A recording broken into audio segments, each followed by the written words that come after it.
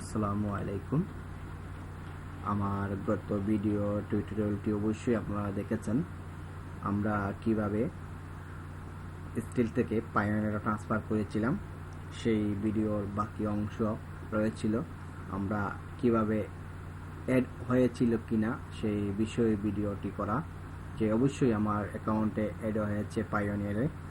আমরা সেইটাই আজকে আপনাদেরকে দেখাবো। চলুন আমরা দেখি আমার অ্যাকাউন্টে কিভাবে অ্যাড হয়েছে। অবশ্যই আমার অ্যাকাউন্টও অ্যাড হয়েছিল 2.8 সেন্ট। দেখুন আমরা 2.8 সেন্ট ট্রানজ্যাকশনটা আমরা দেখাই দিব আপনাদেরকে আমরা কিভাবে স্টিল থেকে পেমেন্টটি পেয়েছিলাম। এই দেখুন আমরা স্টিল থেকে পেয়েছি, আমাদের সব ডিটেলস এই জায়গায় শো হবে। এই দেখুন আমরা স্টিল থেকে পেমেন্ট পেয়েছি। আমরা অবশ্যই আপনারা স্টিল থেকে পেমেন্ট নিতে পারবেন পায়োনিয়ারে, অত পায়োনিয়ার থেকে আপনারা যে কোনো কিছু করতে পারবেন। আমরা পায়োনিয়ার থেকে আমরা দেশের যে কোনো অ্যাকাউন্টে ট্রান্সফার করে নিতে পারবো।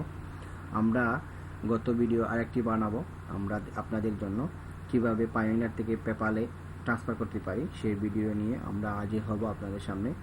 আমাদের আগের ভিডিওটি দেখলে বুঝতে পারবেন এই ভিডিওটি বানানোর কারণ কি।